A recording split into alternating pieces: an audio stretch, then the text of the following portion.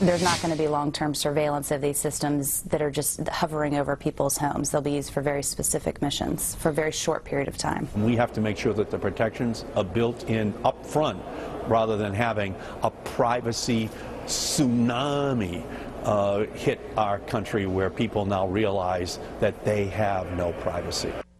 Well, it was a statement on the FAA website that said that they are streamlining the process for public agencies to fly unmanned aerial surveillance planes, drones, inside the U.S.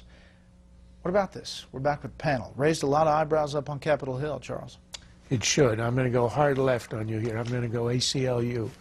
I don't want regulations. I don't want restrictions. I want a ban on this. Drones are instruments of war.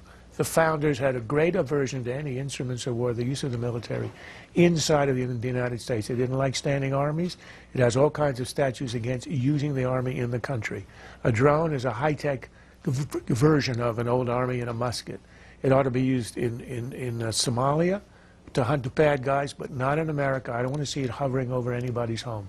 Yes, you can say we've got satellites, we've got Google Street, and London has a camera on every street corner, but that's not an excuse to cave in on everything else and accept a society where you're always under being watched by the government. This is not what we want.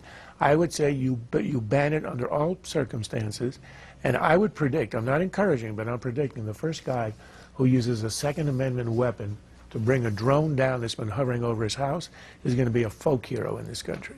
I don't know if you can do that. Aren't they awfully high up? Well, you may have to use a lot of them.